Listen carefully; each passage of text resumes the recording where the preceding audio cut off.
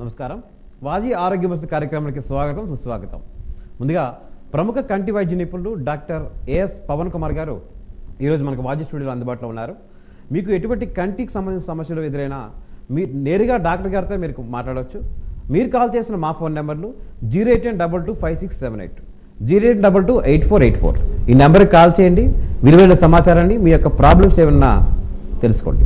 ముందుగా డాక్టర్ గారు నమస్తే సార్, ఎలా ఉన్నారు సార్? అంటే ప్రముఖంగా కంటి సమస్యలు అంటే జనరల్గా గుర్తొస్తే మనకేంటంటే కళ్ళు మసకబారం అంటారు సార్. అంటే ఈ కళ్ళు మసకబారం అనేది ఎలా ఉంటుంది సార్? కంటి సమస్య అంటే అన్ని వయసుల వారికి ఉన్నదే. అవును సార్. మొదట పుట్టిన బేబీ దగ్గర నుంచి, అంటే నెలల పిల్లల దగ్గర నుంచి 90 ఏళ్ళు 100 సంవత్సరాలు ఉన్న ప్రతి మనిషికి వచ్చే ప్రాబ్లమ్ కంటి ప్రాబ్లమ్స్. ప్రతి మనిషికి ఏదో ఒక ప్రాబ్లంలో ఏదో ఒక ఏజ్ లోనే దాన్ని ఫేస్ చేయవలసి వస్తుంది. ముందుగా పిల్లల్ని మన పసిపిల్లలని అది తీసుకుంటే కంజెనిటల్ అనామలీస్ అంటే పుట్టుకలో వచ్చిన మార్పులు, సమస్యలు, ప్రెగ్నెన్సీలో ఉన్న ప్రాబ్లమ్స్ వల్ల కానీ కొన్ని రకాల కంటి సమస్యలు అవి ఉంటాయి. సో వాటికి ట్రీట్మెంట్ అది తీసుకోవాల్సి వస్తుంది. ఒక స్టేజ్కి వచ్చిన తర్వాత స్కూల్ గోయింగ్ ఏజ్, స్కూల్ టైంకి అది వచ్చేటప్పటికి ఈ రిఫ్రాక్టర్స్ అంటారు, అంటే కళ్ళజోడు పవర్ రావడం కానీ వంశపారంపర్యంగా కూడా రావచ్చు, లేదంటే చదువులను బట్టి, న్యూట్రిషన్ బట్టి, మన తినే ఆహారం బట్టి, మన రోజువారీ లైఫ్ హ్యాబిట్స్, లైఫ్ స్టైల్ని బట్టి కంటి సమస్యలు కూడా రావచ్చు. సో 40 ఏళ్ళు వచ్చిన తర్వాత దగ్గర చూపు సమస్యలు రావడం, చెత్తవరం సమస్యలు రావడం, ఇవన్నీ జరుగుతూ ఉంటాయి అన్నమాట. సో ఏజ్ పెరిగే కొద్ది క్యాటరాక్ట్లని, డయాబెటీస్ అని, ఇప్పుడు ఈ కాలంలో లైఫ్ స్టైల్ కొంచెం సెడెంటరీ హ్యాబిట్స్ ఇవన్నీ అయిపోవడం వల్ల, ఈ కోవిడ్ ఇన్సిడెంట్స్లు ఇవన్నీ రావడం వల్ల అనేక రకమైన ఆరోగ్య సమస్యలు వస్తున్నాయి. ఈ డయాబెటీస్, హైపర్ టెన్షన్, పెరాలసిస్ అని, కొలెస్ట్రీమియాస్ అని, బాడీలో కొలెస్ట్రాల్ అది పెరగడం అని, ఈ రకరకాల సమస్యలు. సో ప్రతి ఈ ప్రాబ్లమ్స్ ఏదో ఒకటి కంటి మీద దాని ప్రవాహం ఉంటుంది అన్నమాట.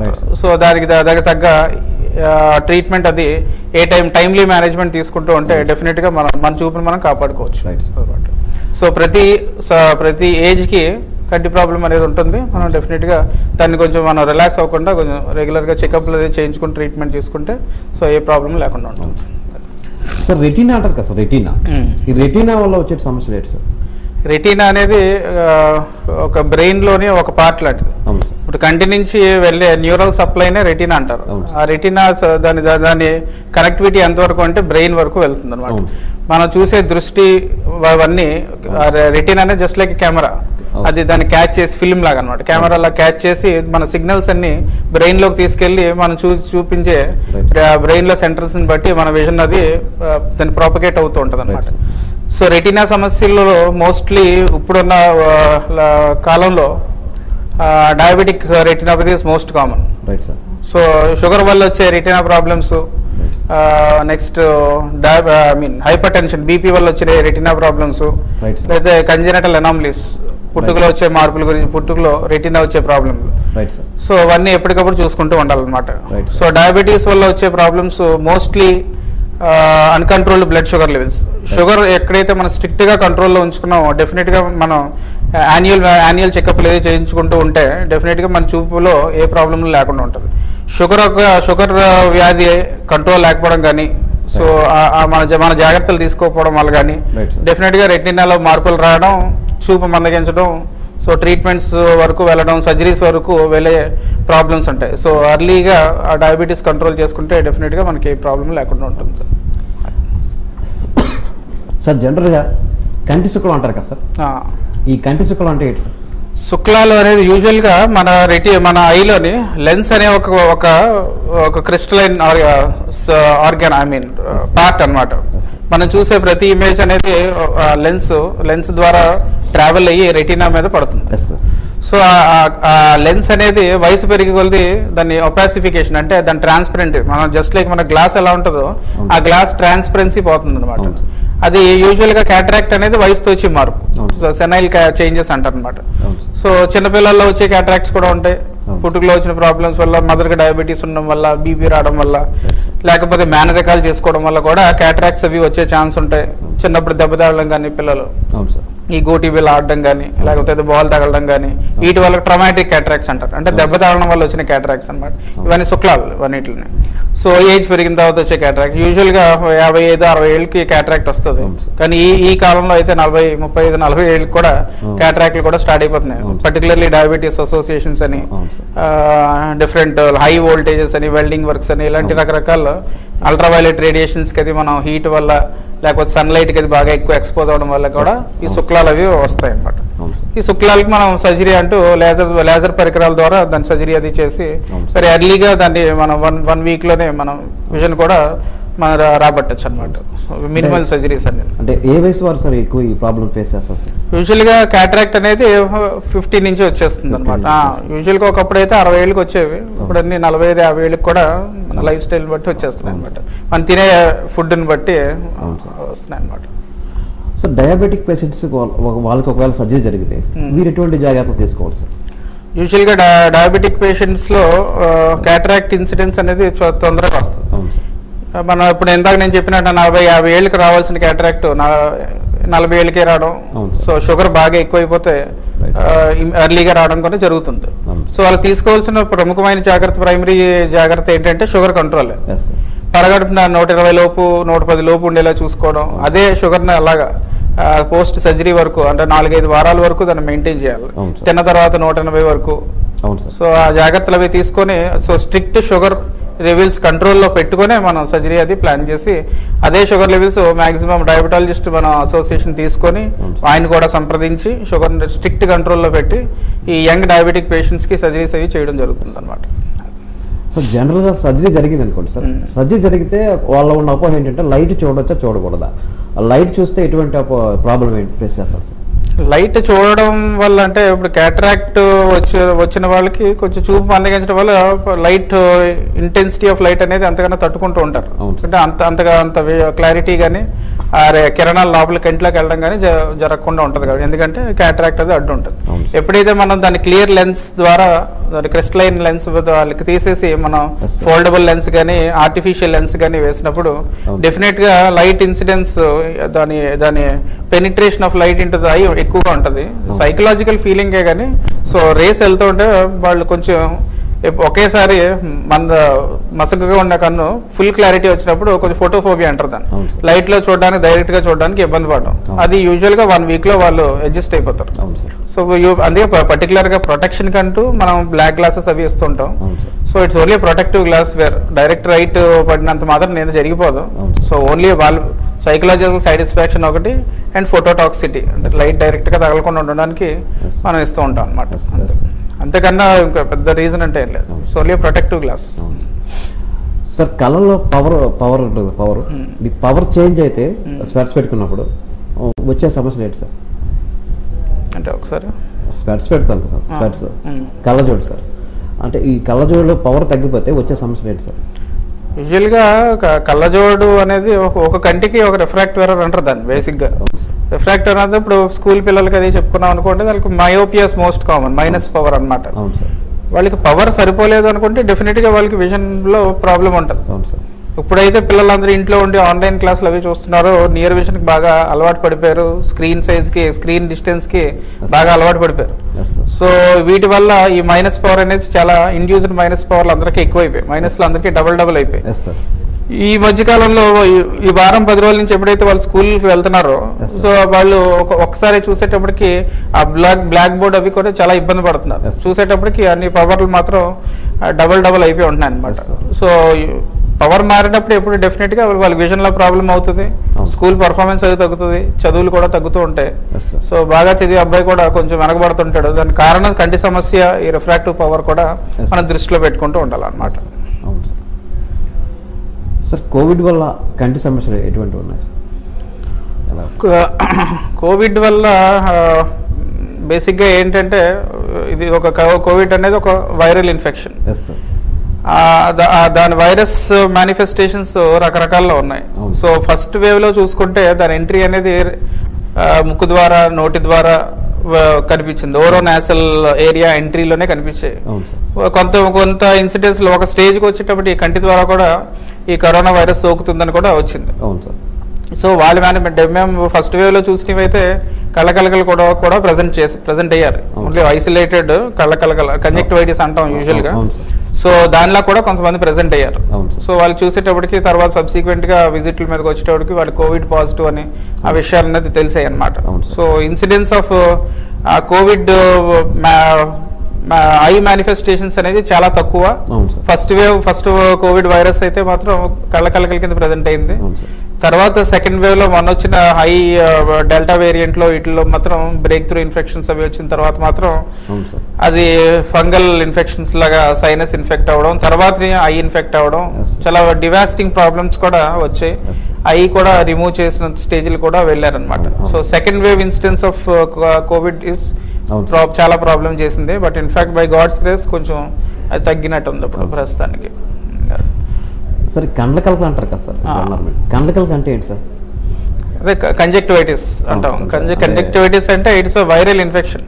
అది ఎన్నో రకరకాల వైరస్లు, బ్యాక్టీరియా అవ్వచ్చు, వైరస్ అవ్వచ్చు. సో కంటికి వచ్చిన ఒక ఇన్ఫెక్షన్ అన్నమాట. సో మన తెల్లగుడ్డు ఉండే పైన ఉండే పొర కంజక్టివ్ అంటాం. సో దానికి ఒక ఇన్ఫెక్షన్ వైరస్ వచ్చి కూర్చొని చేరుకొని దాని మేనిఫెస్టేషన్స్ అది చూపిస్తుంటది. దాన్ని ట్రీట్మెంట్ అంటూ రెస్ట్ ఎట్ హోమ్. మనకి జ్వరం వస్తే ఏం చేస్తాం? రెస్ట్ తీసుకుంటాం, మందులు వాడతాం. Just like that viral conjunctivitis అంటే కూడా rest at home and take the doctors advice. మందులు వాడితే దానికి అదే స్పాంటేనియస్ గా ఒక వారం రోజులు దానికి అదే క్లియర్ అయిపోతుంటది. అంటే కండ్లకలకలు అనేది అంటువ్యాధి సార్? ఒకటి నుంచి ఒకరు వ్యాపిస్తుంది. అంటువ్యాధి, వైరస్ అనేది అంటువ్యాధి. మనకు ఇప్పుడు లాస్ట్ 2-3 వీక్స్ నుంచి ఫ్లూ వైరస్ అనేది చాలా ఎక్కువగా ఉంది. పిల్లల నుంచి ఒక్కొక్కరికి చాలా ఫాస్ట్ ఇమీడియట్ గా స్ప్రెడ్ అవుతుంది. అది జస్ట్ లైక్ వైరస్. ఈ కళ్ళకలకు కూడా సేమ్. మన వాడే హ్యాండ్ కర్చీఫ్స్ కానీ, ఇంట్లో వాడే టవల్స్ కానీ, బెడ్ షీట్స్ కానీ, మన వాడే వస్తువులు కానీ ఒకవేళ మనకు వచ్చిన మిగతా వాళ్ళు ఎవరన్నా షేర్ చేసుకోవడం వల్ల కానీ డెఫినెట్ గా ఒకరి నుంచి ఒకరికి స్ప్రెడ్ అయ్యే ఛాన్స్ ఉంటుంది. సార్ కోవిడ్ అయిన వారు కంటి ఆపరేషన్ చేసుకుంటే వాళ్ళ ట్రీట్మెంట్ ఎలా తీసుకోవచ్చు? అంటే స్పెషల్గా ట్రీట్మెంట్ అంటూ ఏమీ లేదండి. కోవిడ్ పీపుల్కి అంటే మనం as a doctors and hospital personals మనం సర్జరీ చేసినప్పుడు మన జాగ్రత్తలు మనం తీసుకుంటాం అనమాట. మేమంటే ముందు టెస్టింగ్ అది చేసి ఆర్టీపీసీఆర్ చేసి దాన్ని నెగిటివిటీ ఉందా లేదో చూసుకోవడం, వైరల్ టైటర్స్ ఎలా ఉన్నాయో లేదో చూసుకోవడం, సో ఎంజైమ్ లెవెల్స్ అవన్నీ నార్మల్గా ఉన్నాయో లేదో చెక్ చేసుకోవడం, చూసిన తర్వాత వాళ్ళని సర్జరీకి ప్రిపేర్ చేయడం. మేము తీసుకోవాల్సిన ఆక్సిజన్ మాస్క్లు కానీ, రెస్పిరేటరీ మాస్క్స్ అవి వేసుకోవడం, డిస్పోజబుల్స్ అవి సెపరేట్ గా పెట్టుకోవడం, వాటిని డిస్పోజ్ చేయడం మా జాగ్రత్తల్లో మేము చేస్తూ ఉంటాం. సార్ ఈ కండ్లకలకలు అనేవి చిన్నపిల్లల్లో ఎక్కువగా ఉంటాయి సార్? యూజువల్లీ పిల్లలతోనే ఎక్కువ ఉంటుంది. మోస్ట్లీ అంటే వాళ్ళు ప్లేఫుల్ యాక్టివిటీస్ ఉంటాయి కాబట్టి ఆటలాడతారు, దగ్గరికి ఉంటారు, స్కూల్ గోయింగ్ అది ఉంటుంది. సో డైరెక్ట్ ఐ కాంటాక్ట్ ఎక్కువ ఉంటుంది. సో ఎంత దగ్గరలో వాళ్ళ ఇది ఉంటుందో కాంటాక్ట్ ఏరియాని బట్టి సో పిల్లల్లో కొంచెం ఫాస్ట్గా ఉంటుంది. వాళ్ళ ఇమ్యూన్ రెస్పాన్స్ని బట్టి డిపెండ్ అయి ఉంటుంది అనమాట. కళ్ళు ఎర్రపడతాయి అంటారు కదా సార్, వీకెందుకు వస్తారు? ఏ కోవకి ఎందుకు వస్తారు సార్ కళ్ళు కలకలు ఉంటాయి? ఇవి దీంట్లోనే వస్తుంది, కళ్ళకలకలో వస్తాయి. రెడ్నెస్ అనేది ఇన్ఫెక్షన్స్ లో రావచ్చు, ఎలర్జీస్ లో రావచ్చు, డ్రై ఐ సిండ్రోమ్స్ అంటే మనం ఇప్పుడు వాడే వర్క్ ఫ్రమ్ హోమ్ పీపుల్ అందరూ కంటిన్యూస్ గా 8 hours స్క్రీన్ టైం అది యూజ్ చేయడం వల్ల కానీ, ఆ స్క్రీన్ నుంచి వచ్చి రేడియేషన్ వల్ల, అల్ట్రావైలెట్ రేడియేషన్ వల్ల, బ్లూ లైట్ వల్ల కూడా సో డ్రైనెస్ అది వచ్చి కళ్ళు ఎర్రగా అవడం కూడా జరుగుతుంటది. హీట్ కి ఎక్స్పోజ్ అయిన వాళ్ళు కానీ. వీటికి చికిత్స సో ఎలర్జీ అంటే దానికి ట్రీట్మెంట్ అంటూ ఉంటుందండి. మనం మామూలుగా ఐ డ్రాప్స్ ద్వారా దాన్ని ట్రీట్ చేయొచ్చు. అవాయిడెన్స్ ఆఫ్ ఎలర్జెన్స్ అంటే ఎలర్జీ మనం ప్రొటెక్టివ్ గ్లాసెస్ అది పెట్టుకోవడం. ఇప్పుడు సన్ లైట్ లో వెళ్ళామనుకోండి డార్క్ గోగల్స్ పెట్టుకుంటాం. మొబైల్ స్క్రీన్ కి కానీ కంప్యూటర్ స్క్రీన్ కి అయితే బ్లూ ఫిల్టర్ లెన్సెస్ అవి పెట్టుకుంటాం. సో కంజక్టివైటిస్ వచ్చినప్పుడు మనం I to I direct contact అది లేకుండా సమ్ షేడ్స్ కానీ ప్రొటెక్టివ్ గ్లాసెస్ కానీ పెట్టుకుంటాం. ఈవెన్ కోవిడ్ పీపుల్ కూడా మనం చేయవలసింది కూడా ఇదే. సో ఈవెన్ కోవిడ్ వచ్చిన వాళ్ళు కూడా ప్రొటెక్టివ్ గా గ్లాసెస్ అది పెట్టుకోవడం వల్ల ఈ కోవిడ్ వైరల్ ఇన్ఫెక్షన్ ఒకరి నుంచి ఒకరు స్ప్రెడ్ అవ్వకుండా కూడా ఉంటుంది. సార్ రెటీనా ఆపరేషన్ చేసుకున్న వాళ్ళు తీసుకోవాల్సిన జాగ్రత్త ఏంటి సార్? రెటీనా ఆపరేషన్ అంటే ఏ టైప్ ఆఫ్ ఆపరేషన్ అయింది దాన్ని డిపెండ్ అయి ఉంటుందండి. అదే ఒక డయాబెటీస్ వల్ల రెటినల్ డిటాచ్మెంట్స్ కానీ, రెటీనాలో బ్లీడింగ్లు జరగడం కానీ ఇలాంటి జరిగిన వాళ్ళకి treatment A type of surgery అనేది దాని మీద డిపెండ్ అయి ఉంటుంది. లోపల ఒకవేళ బ్లడ్ కానీ లీక్ అవడం కానీ ఇవన్నీ జరిగితే లోపల సర్జరీ, అది విట్రెక్టమీ అని సర్జరీ చేసి లోపల సిలికోలాయిన్ కానీ గ్యాస్ కానీ పెట్టి వాళ్ళని ట్రీట్ చేస్తాం అనమాట. యూజువల్లీ వాళ్ళని ప్రోన్ పొజిషన్లో బోర్లో పడుకోమని చెప్పడం కానీ, గ్యాస్ బబుల్ ట్యాంపనేట్ అవ్వడం వల్ల కానీ, సిలికాన్ ఆయిల్ పెట్టినప్పుడు అంటే ప్రోన్ పొజిషన్లో. సో కొంచెం జాగ్రత్తలు అంటే స్పెసిఫిక్గా స్ట్రిక్ట్గా పోస్ట్ రెటినా సర్జరీ అయిన వాళ్ళు తీసుకోవాల్సిన జాగ్రత్తలు కొన్ని ఇన్స్ట్రక్షన్స్ మనం ఫాలో అవుతూ ఉండాలన్నమాట. ఇప్పుడు జనరల్గా చిన్నపిల్లల్లో ఎక్కువగా కంటి ఆపరేషన్ జరుగుతుంటాయి కదా సార్, ఇప్పుడు మారుతున్న జీవనశైలి సార్ దానికి? పిల్లల్లో కాదు, యూజువల్గా పెద్దవాళ్ళకి. అంటే చిన్నపిల్లలు కూడా స్పెట్స్ వాడతారు కదా సార్, సర్జరీ సైట్ పర్పస్ అది 22 years దాటిన తర్వాత. అవును సార్. పిల్లలకి సర్జరీస్ అంటూ ఉండవు. యూజువల్గా ఏదో కాస్మెటిక్ మెల్లకన్ను ఉంటే చేయించుకోవడం కానీ, చిన్నప్పుడే క్యాటరాక్ట్ వస్తాయి, కంజెనిటల్ క్యాటరాక్ట్స్ ఉంటాయి. సో వాళ్ళకి సర్జరీ చేయడం కానీ, వాళ్ళకి జాగ్రత్తలు అవి తీసుకుంటూ ఉండాలి. సో ఇన్సిడెన్స్ ఆఫ్ సర్జరీ పిల్లల్లో కొంచెం తక్కువే. కాస్మెటిక్ గా మెల్లకన్ను స్క్వింట్ సర్జరీస్, క్యాటరాక్ట్స్ అవి ఉంటాయి కానీ జనరల్ గా eye surgeries are usually for పెద్దవాళ్ళకే.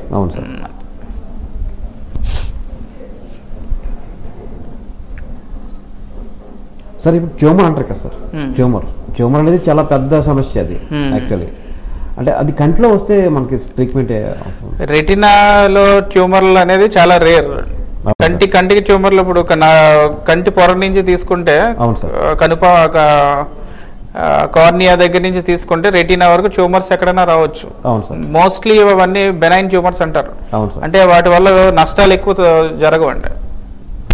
సార్ రెటీనాలో వచ్చిందంటే ట్యూమర్ మాత్రం డెఫినెట్ గా అది దాని వల్ల చూపు మందగించేస్తుంది.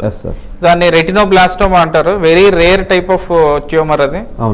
అది వచ్చింది అనుకుంటే మాత్రం దాని మేనిఫెస్టేషన్ కానీ దాని ప్రెజెంటేషన్ కూడా చాలా ఇబ్బందికరంగానే ఉంటుంది.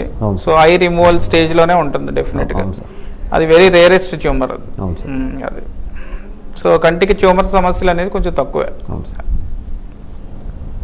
ఇప్పుడు కాసేపు విరామం తీసుకుందాం. విరామం తిరిగి రాగానే మళ్ళీ చర్చ కంటిన్యూ చేద్దాం. డాక్టర్ గారు మాట్లాడాలనుకుంటే, నేరుగా మాట్లాడాలనుకుంటే మీరు కాల్ చేసిన మా ఫోన్ నెంబర్లు 081225678, 081228484. ఈ నెంబర్ కాల్ చేయండి, మీ యొక్క సమాచారాన్ని సేకరించండి.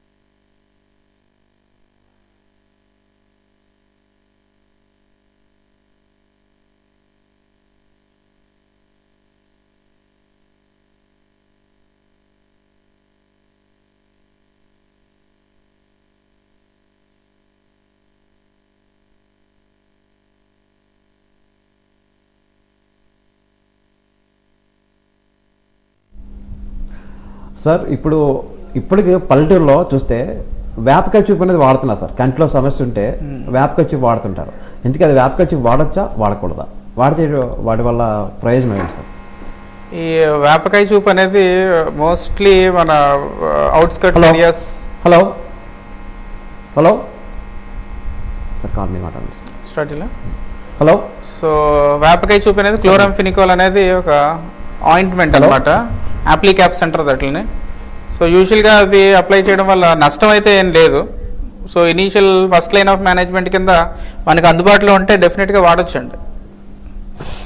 సో అది వాడిన తర్వాత ఒకవేళ మనకి సమస్య ఇంకా తగ్గకపోతే మాత్రం డాక్టర్ని మాత్రం సంప్రదించడం మంచిది. అవును సార్.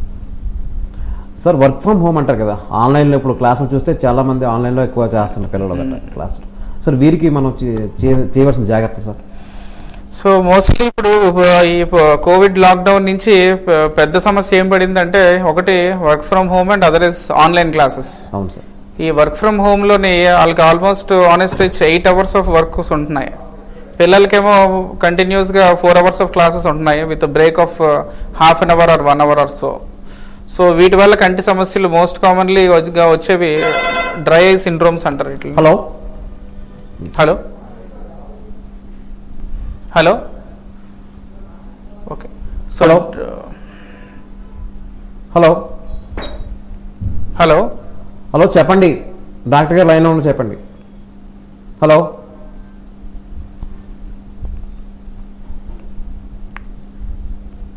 హలో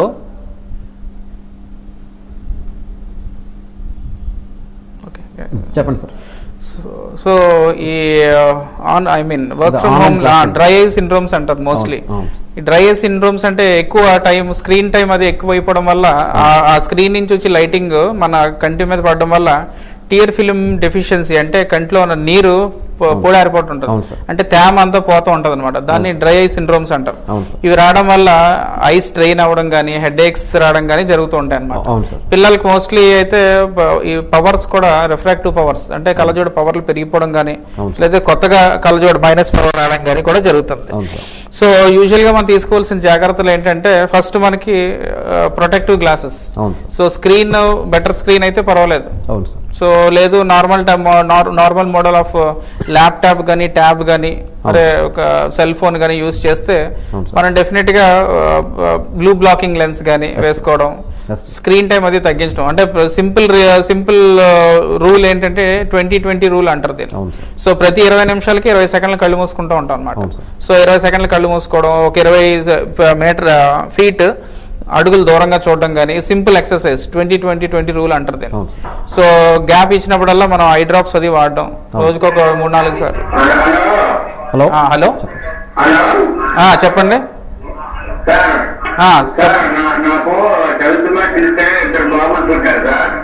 చెప్పండి.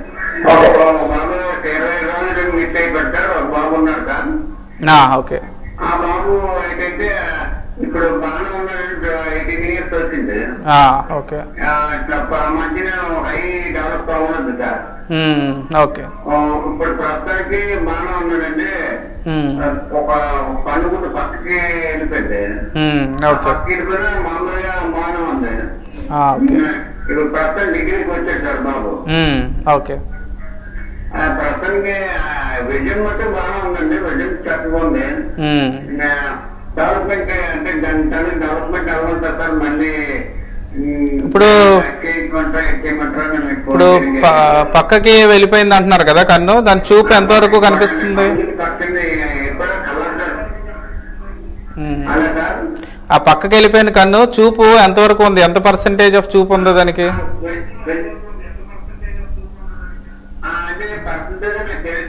పట్టుబట్టి చూస్తే ఏంటంటే మీ అబ్బాయి కళ్ళు ఏంటంటే ఎవరైనా అంటే తెలుస్తుంది అంటే, లేకపోతే బాబు కలెక్టర్ తీస్తేనే తెలుస్తుంది. మామూలు అయితే ఎంత విజన్ బాగానే ఉంటారు. విజన్ బాగానే ఉందా లేదనేది మనం యాక్యురేట్ గా చెక్ చేస్తేనే తెలుస్తుందండి. సో ఎందుకంటే దాని చూపు ఎంత పర్సెంటేజ్, ఒకవేళ 100% ఉందంటే డెఫినెట్ గా మనం సైడ్కి వెళ్ళిపోయిన ఆ పక్కకి వెళ్ళిపోయిన దాన్ని మనం కాస్మెటిక్ గా కరెక్ట్ చేయొచ్చు అండి, తిన్నగా చేయొచ్చు అది. కానీ దాని చూపు మాత్రం తక్కువ ఉంటే మాత్రం దాని గురించి పరీక్షలు చేయవలసి వస్తుంది. అది చెప్తారు, అడ్రస్ అది చెప్తారు, ఛానల్ వాళ్ళు చెప్తారు. అలాగే ఓకే. అదే సార్, అదే ఆన్లైన్ క్లాసులు జరుగుతున్నాయి. సో మనం తీసుకోవాల్సిన 20-20 రూల్ అది ఫాలో అవ్వడం. So specialised blue blocking lens అనే కంప్యూటర్ కి వాడవలసిన గ్లాసెస్ అవి ఉంటాయి, అవి యూజ్ చేసుకోవడం. పిల్లలకు మాత్రం డెఫినెట్ గా పవర్ అది చెక్ చేయించాలండి. చెక్ చేయించి స్పెషలైజ్డ్ గ్లాసెస్ అది వాడి. అండ్ బేసిక్ గా థింగ్ ఏంటంటే లైఫ్ స్టైల్ మోడిఫికేషన్. ప్రతి మనం గ్యాప్ ఇచ్చినప్పుడల్లా లేసి అటు ఇటు తిరగడం కానీ, పిల్లలకు కూడా అవుట్డోర్ యాక్టివిటీస్, అవుట్డోర్ గేమ్స్ అది కూడా అలవాటు చేయడం మంచిది. సో స్క్రీన్ టైంలో అంటే దగ్గర పనులకి బాగా దగ్గర ఆటలకి అది అలవాటు పడకుండా ఉంటే, దాంతోపాటు న్యూట్రిషన్ ఇస్ వెరీ ఇంపార్టెంట్. పెద్దవాళ్ళు అయితే ఒమేగా 3 క్యాప్సూల్స్ అది వేసుకోవడం, ఆకుకూరలు అవి తినడం, డ్రై ఫ్రూట్స్ కానీ, గ్రీన్ లీఫీ వెజిటబుల్స్ కానీ, మిల్క్ అనేది పిల్లలకి compulsory, high protein food, vegetables, all type of fruits ఇవన్నీ తీసుకుంటూ ఉంటే అంత విటమిన్ ఏ సప్లిమెంటేషన్ చేస్తే ఆ రిఫ్రాక్ట్ ఎర్రర్స్ కూడా పెరగకుండా ఉంటాయి అన్నమాట. సో యాన్యువల్ చెకప్ అనేది పిల్లలకి కంపల్సరీ. సో కంప్యూటర్లో అవి యూజ్ చేసినప్పుడు మాత్రం డెఫినెట్గా ఈ జాగ్రత్తలు అవి తీసుకొని మనం ఫాలో అవ్వాలండి. ఈ ఫార్మా కంపెనీలో పనిచేస్తారు కదా సార్, ఈ ఫార్మా కంపెనీలో పనిచేసినప్పుడు ఇంజురీ అవుతుంది కదా, వాళ్ళకి ఎటువంటి కంటి సమస్యలు ఏమి వస్తాయి సార్ దీనివల్ల? యూజువల్గా మన విజయనగరం చుట్టూ ఎక్కువ ఫార్మా కంపెనీస్ ఉన్నాయి. సో ఫ్రీక్వెంట్గా ఈ కెమికల్ ఇంజరీస్ అంటే spillage of acids and blast injury, ఒక్కొక్కసారి పైప్స్ అవి బ్లాస్ట్ అవుతుంటాయి, ఒక్కొక్కసారి ఆ ఫర్నెస్ నుంచి కొంచెం కెమికల్స్ అవి రిలీజ్ అవుతుంటాయి. ఇవన్నీ యూజువల్లీ బర్స్ట్ ఇంజరీస్ ఎక్కువ ఉంటాయండి. ఎక్స్ప్లోజివ్స్ పడడం కానీ, స్పిల్లేజ్ అవడం కానీ, అంటే ఎగిరి పడడం కానీ, కెమికల్స్ పడడం జరుగుతుంటది. Depends on the nature of chemical. అది యాసిడ్ బేస్ అనేది వాళ్ళని అడిగిన వెంటనే చెప్తారు. యూజువల్ పాలిమర్స్ ఉంటాయి, మోస్ట్లీ ఆల్కలీస్ ఉంటాయి. సో అవి పడిన వెంటనే అక్కడ ఉన్న డిస్పెన్సరీలోనే వాళ్ళు సెలైన్ వాష్ అది చేయించుకుంటారు. సో కంప్లీట్ గా ఒక సెలైన్ వాష్ అది చేయించుకున్న తర్వాత డాక్టర్ అది సంప్రదించిన తర్వాత సో ఏ టిష్యూ నది బాగా ఇన్వాల్వ్ అయ్యింది, నల్లగుడ్డైనా డ్యామేజ్ జరిగిందా లేదా తెల్లపొర వరకే వచ్చిందా, సో ఏదైనా వాపు అది జరగడం కానీ ఏదైనా టిష్యూ కాలడం కానీ అది జరిగితే మనం దాన్ని అది క్లీనింగ్ అది చేసేసి దానికి కాంటాక్ట్ లెన్స్ అది పెట్టి దానికి ట్రీట్మెంట్ అది ఇస్తాం. సో యూజువల్గా అది ఎమర్జెన్సీ ట్రీట్మెంట్. ఏదైనా వచ్చినప్పుడు డెఫినెట్గా ఇమీడియట్గా సెలైన్ వాష్ అది చేసేసి హాస్పిటల్కి డెఫినెట్గా వెళ్ళి చెక్ చేయవలసిన అవసరం ఉందండి. అదే సో వాళ్ళు తీసుకోవాల్సిన జాగ్రత్తలు అంటే వాళ్ళకి బ్రాయిలర్ సూట్స్ కానీ వాళ్ళకి షీల్డ్స్ కానీ ఉంటాయి. సో డెఫినెట్ గా వాళ్ళు వేసుకుంటూనే ఉంటారు. అలాగా వాళ్ళ రూల్స్ అవి కొంచెం స్ట్రిక్ట్ గా ఫాలో అవుతారు. కానీ అప్పుడప్పుడు ఈ యాక్సిడెంటల్ గా అలా పడుతూ ఉంటాయి. వెన్ ఎవర్ వాళ్ళు ప్రొటెక్టివ్ షీల్డ్స్ అవి పెట్టుకోవడం వల్ల కానీ ఆ బ్రాయిలర్ సూట్స్ అవి వేసుకోవడం వల్ల కానీ జరుగుతూ ఉంటాయి అన్నమాట. అదే సార్ మైగ్రేన్ హెడేక్ అంటారు.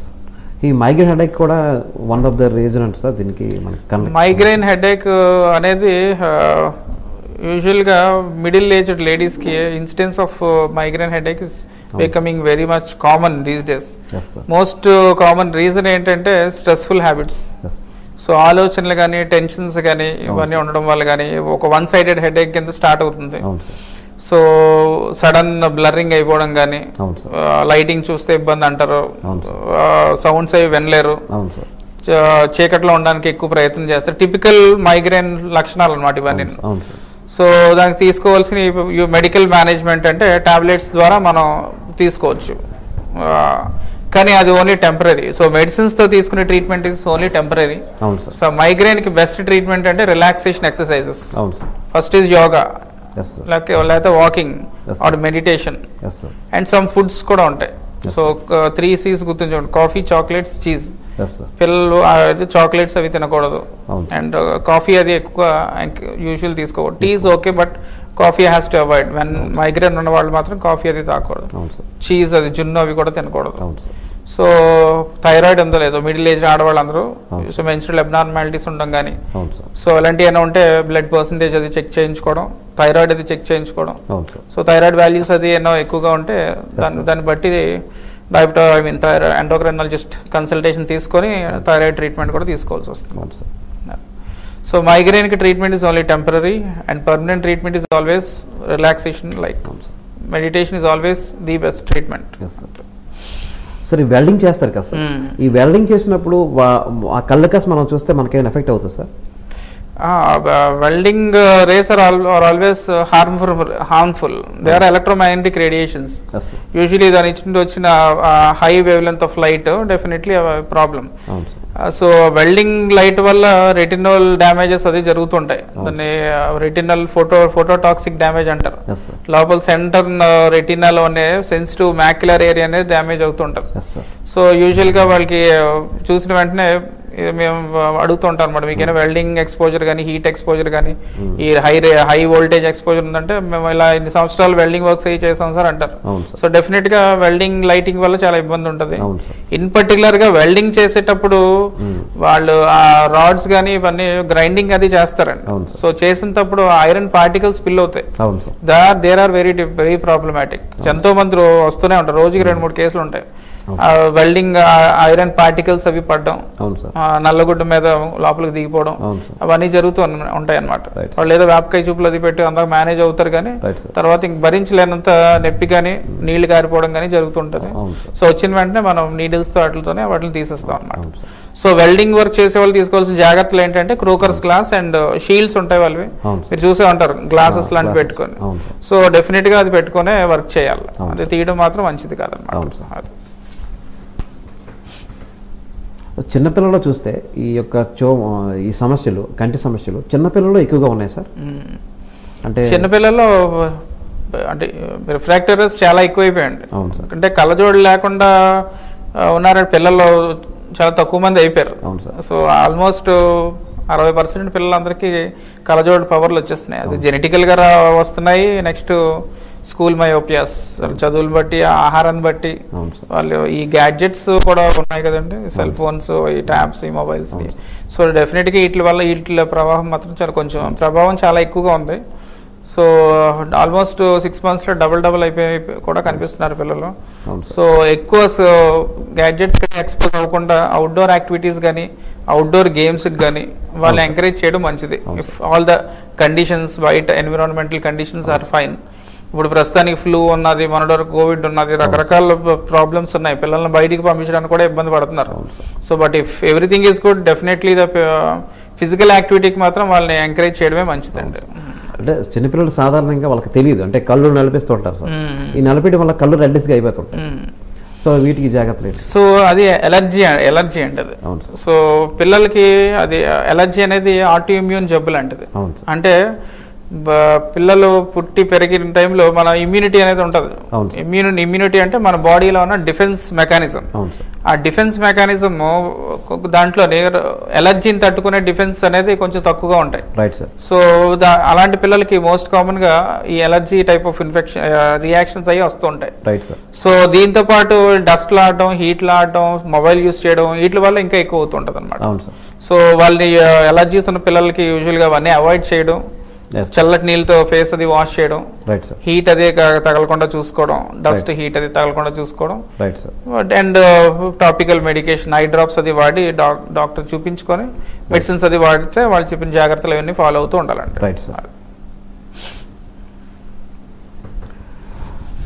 సార్ అంటే కంటి చూపు పెరగడానికి మీరు ఇచ్చే సలహా సార్?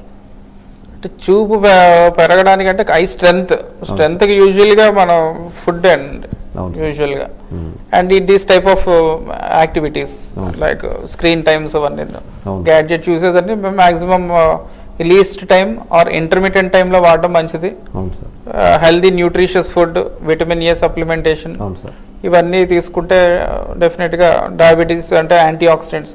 ఇప్పుడు మనకి యాంటీ ఆక్సిడెంట్ క్యాప్సూల్స్ అవి వచ్చాయి, రెటినల్ పిగ్మెంట్ క్యాప్సూల్స్ కూడా వచ్చాయి, ఒమేగా 3 క్యాప్సూల్స్ కూడా వచ్చాయి. సో వీటి వల్ల డెఫినెట్ గా రెటినల్ స్ట్రెంత్ అది మనం పెంచుకోవచ్చు. ఇవన్నీ ఈ క్యాప్సూల్స్ ఏంటి, మెడిసిన్స్ ఏంటి, ఇవన్నీ మన ఆకూరలో ఉండేవి, మన న్యాచురల్ ఫుడ్స్ ఏనండి అన్ని.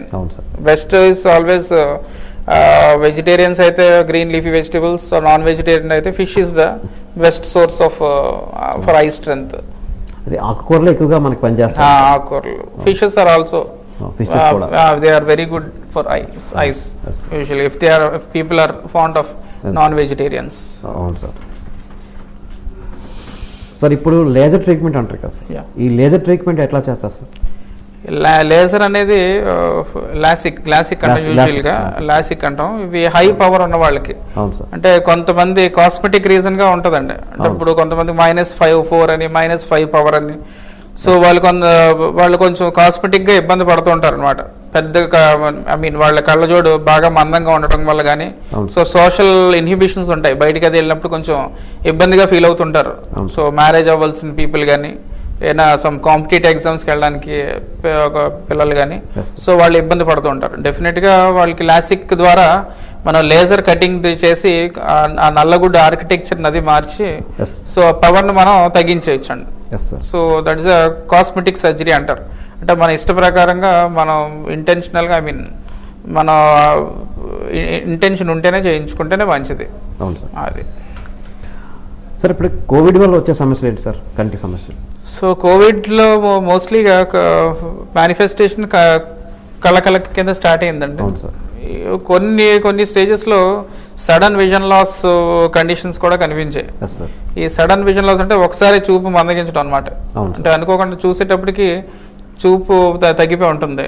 ఇలాంటి ఇన్సిడెంట్స్ ఆఫ్ కేసెస్ కూడా ఇండియాలో కూడా చాలా ఎక్కువ ఉన్నాయి. నేను కూడా ఒక కేసు ఇక్కడ చూసాను విజయనగరంలో. దాన్ని ఆర్టీరియల్ అక్లూషన్స్ కానీ వీనస్ అక్లూషన్స్ అంటారు అనమాట. అంటే రక్తనాళాల్లోని రక్తం గడ్డకట్టేయడం అనమాట. ఇప్పుడు ఆల్మోస్ట్ మీకు తెలిసిందే కోవిడ్లో కాజ్ ఆఫ్ డెత్ అనేది పల్మరీ ఇన్ఫాక్షన్స్, అంటే లంగ్స్ లోని ఆక్సిజనేషన్ అది తగ్గిపోవడం, రక్తనాళాలన్నీ బ్లాక్ అయిపోవడం, కొంతమంది హార్ట్ స్ట్రోక్స్ అది వచ్చాయి, మయోకార్డియల్ ఇన్ఫాక్షన్స్, హార్ట్ అటాక్స్ అది వచ్చాయి, కొంతమంది బ్రెయిన్ లోని బ్లీడింగ్స్ అది వచ్చాయి. సో ఇలా రకరకాల ఇన్సిడెంట్స్ లో డెత్స్ అది అయ్యాయి అనమాట. సో కంటిలో కూడా కంటి రక్తనాళాల్లో కూడా ఈ రక్త ప్రసరణ ఆగిపోవడం, సడన్ గా చూపు తగ్గిపోవడం, సెంట్రల్ రెటినల్ ఆర్టరీ అక్లూషన్స్ అంటారు. ఈ టైప్ ఆఫ్ ఇన్సిడెంట్స్ కూడా కనిపించాయండి. సో బట్ మన ఫిజిషియన్స్ అయితే రక్త ప్రసరణ బాగుండడానికి వీటికి ముందు నుంచే జాగ్రత్త పడి ఈ కోవిడ్ ప్రోటోకాల్లో కూడా యాంటీకోయాగులెంట్స్ అది వాడడం అవన్నీ చేస్తున్నారు. సో డెఫినెట్ గా వాటి వల్ల మాత్రం ఎంతగానో ఉపయోగం జరిగింది. సో ఆ ట్రీట్మెంట్స్ లైన్ ఆఫ్ మేనేజ్మెంట్ లో అయితే మాత్రం సరిపోతుంది అలా అన్నమాట. సార్, కోవిడ్ వచ్చేవారు కంటి సమస్యతో బాధపడితే వారు ఎటువంటి ఆపరేషన్ చేసుకోవాలి, చేసుకుంటే ఎన్ని రోజులు టైం పడుతుంది? అదే కోవిడ్లో ఆపరేషన్ అనేది వాళ్ళ సమస్యని బట్టి, ఒకవేళ వాళ్ళకి క్యాటరాక్ట్స్ కానీ టెరిజియమ్స్ కానీ లేకపోతే రెటీనా ఆపరేషన్ కానీ చేయవలసి వస్తే డెఫినెట్గా వాళ్ళు ఎంతవరకు తీసుకున్న హాస్పిటల్ పీపుల్ అండ్ డాక్టర్స్ కానీ వీళ్ళందరూ కానీ మనం జాగ్రత్తలు, అంటే ఇన్ఫెక్షన్ స్ప్రెడ్ అవ్వకుండా ఉండడానికి మనం తీసుకోవాల్సిన జాగ్రత్తలు చేసుకోవాలి.